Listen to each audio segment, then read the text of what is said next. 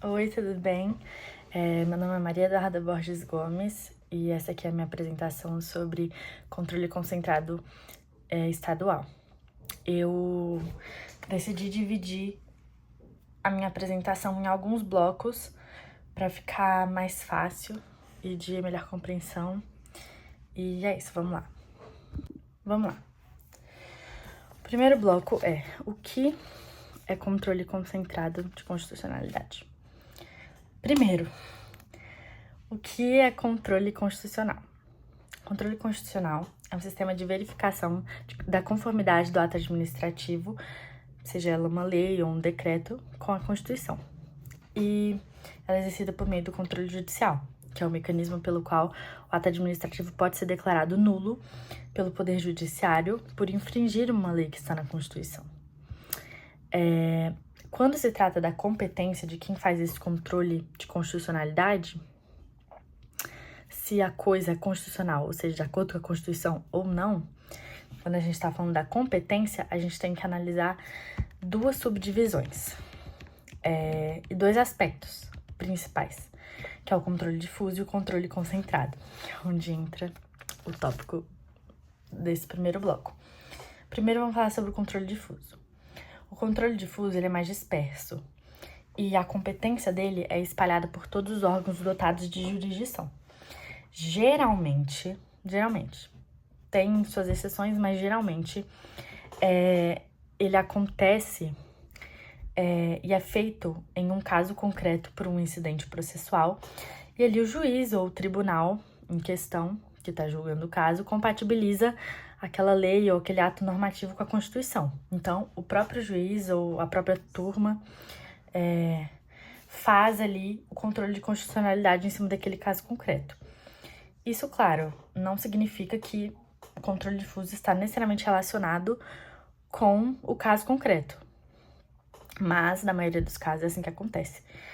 E aí tem o controle concentrado, que é o nosso tópico principal. O controle concentrado, ele é mais direto. E aí verifica-se a constitucionalidade da lei, do texto legal em si.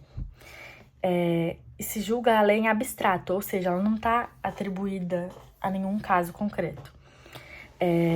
Não está apegada, né, a nenhum caso concreto. Então, nesse caso de controle concentrado, se cria um órgão específico, que é o único que tem competência para dizer se aquilo é constitucional ou não. Ele monopoliza a prerrogativa de dizer o que é constitucional ou não, sendo mais exato assim. Na maioria dos casos, o órgão que detém a competência de exercer esse tipo de controle é o Supremo Tribunal Federal.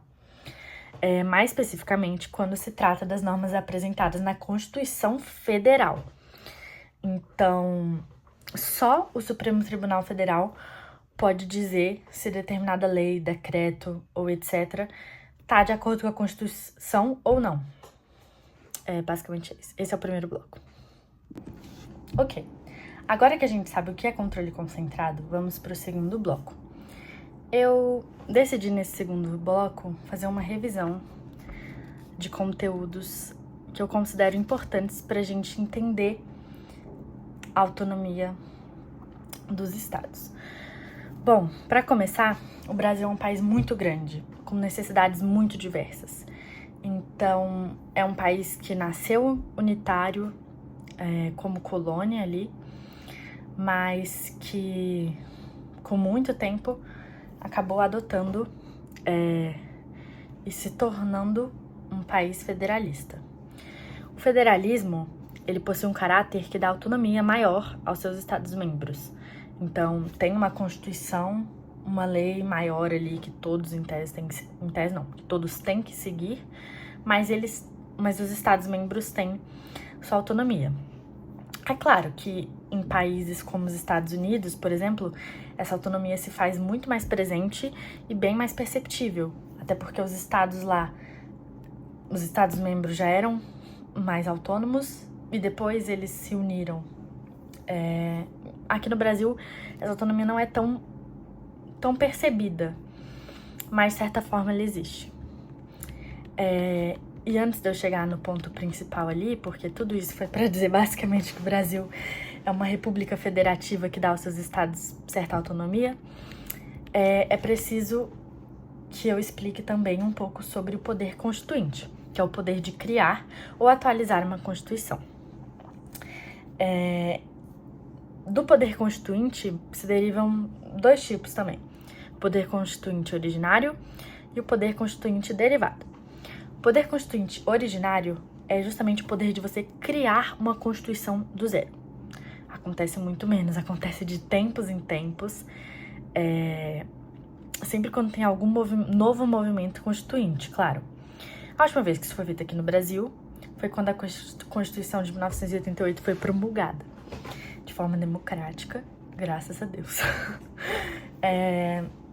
Então, uma Assembleia Constituinte tem o poder de criar uma Constituição do zero.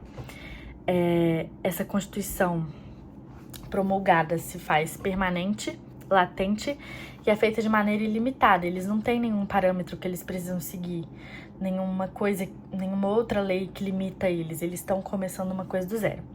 O outro poder, que é o mais importante aqui para nossa matéria de controle concentrado estadual, e já a gente vai chegar na parte do estadual, é o poder derivado, que ele é secundário, ele é limitado, condicionado e subordinado à Constituição Federal.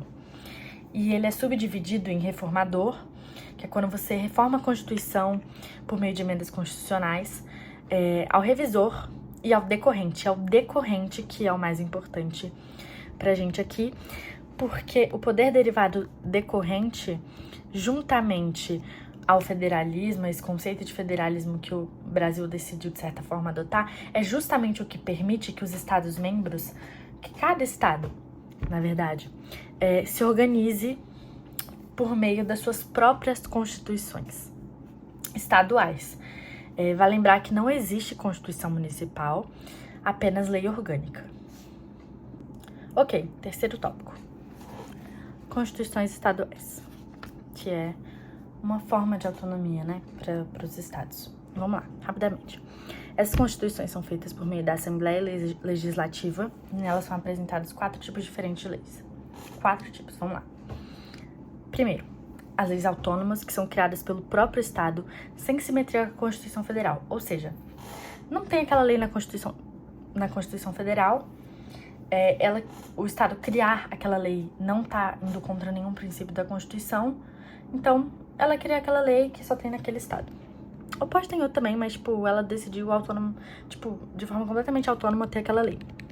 O segundo tipo são as leis remissivas, que são as colocadas na Constituição Estadual, sem que seja transcrito o texto literal da Constituição Federal.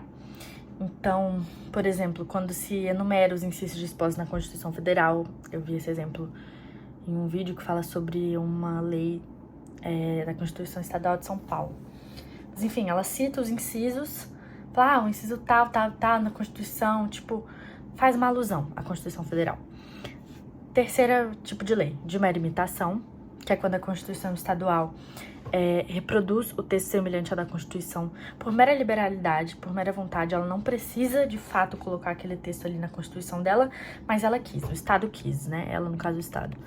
E, por último, as leis de reprodução, ou repetição, obrigatória. São constantes da Constituição Federal que devem constar na Constituição Estadual também. Então, se deve repetir determinadas leis da Constituição Federal na Constituição Estadual, obrigatoriamente, indiscutível. Vamos lá, quarto tópico. Agora que a gente já sabe o que é controle concentrado e que a gente já sabe por que são feitas as constituições estaduais e que elas existem, porque tem gente que nem sabe que elas existem, vamos falar sobre o quarto tópico, controle concentrado estadual, que é o foco e o tópico principal desse vídeo. Eu falei no primeiro bloco que, na grande maioria das vezes, é o STF que tem a competência para fazer o controle concentrado de constitucionalidade. Porém, o artigo 125, parágrafo 2º da Constituição Federal, diz, abre aspas, os estados organizarão sua justiça, observados os princípios estabelecidos nesta Constituição. Parágrafo 2º. Cabe aos Estados a instituição de representação de inconstitucionalidade de leis ou atos normativos estaduais ou municipais em face da Constituição Estadual, vedada a atribuição da legitimação para agir a um único órgão. Vamos traduzir agora isso aqui. Qual é o objeto do controle concentrado estadual? São leis ou atos normativos, municipais ou estaduais, em face da Constituição Estadual. Quem tem a competência para julgar a constitucionalidade deles? O TJ, o Tribunal de Justiça de cada estado. Ou seja, as leis que estão na Constituição Federal, os atos normativos que estão na Constituição Federal, são julgados pelo Supremo Tribunal Federal, porque é da competência deles, como único órgão, julgar as coisas que têm efeito erga omnes, digamos assim, federal, da Constituição Federal. Mas a Constituição Estadual não faria sentido, tipo, o órgão que julga as leis federais julgarem elas e considerarem elas constitucionais ou não. Então, o Tribunal de Justiça de cada estado declara a constitucionalidade ou inconstitucionalidade da lei do próprio estado. Quem são os legitimados ativos? Legitimado ativo é quem pode propor a representação da inconstitucionalidade no caso. Não há um rol taxativo como no âmbito federal de deve-se entrar órgão tal e etc. A Constituição só fala que quem atribui a legitimidade é cada estado, desde que não atribua a um único órgão. Basicamente é isso. Bom, agora a gente sabe o que é controle concentrado estadual e a gente sabe que não pode ser a legitimidade, né, de fazer a representação da inconstitucionalidade não pode ser atribuída a um único órgão. Porém, quem faz o controle de fato concentrado é só um único órgão, que é o TJ de cada estado. Tendo isso em vista, agora que a gente já sabe todas essas coisas ditas nos blocos anteriores, vamos falar sobre o 5º bloco, que é ações diretas permitidas. A doutrina majoritária entende que, apesar de não estar expresso na Constituição Federal, que dentro dos estados também cabe a ADI, que é a ação direta de inconstitucionalidade, que é utilizada para questionar leis ou atos normativos que violam a Carta Magna, a Constituição, e também cabe a ADO, que é a ação direta de inconstitucionalidade por omissão, que é quando se busca efetivar alguma norma da Constituição Federal quando há omissão de um dos 3 poderes, executivo, legislativo ou judiciário. Não cabem a DPF e a DC, pois só o STF tem competência para isso, para julgar esse tipo de ação direta. Eles mesmos estipularam isso, não podemos ir, nenhuma Constituição estadual pode ir contra a Constituição. Então, se é julgado que é inconstitucional, não tem como ir contra. E, agora, por fim, último bloco. Vamos lá, agora chegando ao fim desse vídeo, o último bloco são as exceções. Ok. Não cabem recursos nessas ações. Então, se entrar com uma DI, não cabe recurso a não ser embargos declaratórios. Porém, como tudo tem sua exceção, né? Ou quase tudo. Existem 2 casos que cabem recurso extraordinário, que é o recurso que vai pro STF. E aí o STF julga a constitucionalidade disso. São 2 casos. O primeiro é quando a Constituição Estadual tem que reproduzir uma norma constante, que é aquela que eu falei de reprodução obrigatória, e não a reproduz. Então, se pode entrar com recurso extraordinário para que o STF julgue a constitucionalidade daquilo e faça com que, de certa forma, a Constituição Estadual coloque aquela norma obrigatória que era para estar ali. E o segundo caso é quando a Constituição Estadual, comparada à Constituição Federal, apresenta norma inconstitucional.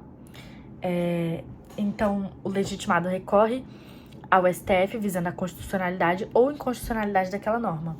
Resumindo, ou traduzindo, se tiver alguma norma na Constituição Estadual que vá contra a Constituição Federal, que é o limite de tudo. Tudo que é feito deve respeitar a Constituição Federal acima de tudo. É isso. Esse é o meu vídeo de controle concentrado estadual. Beijo.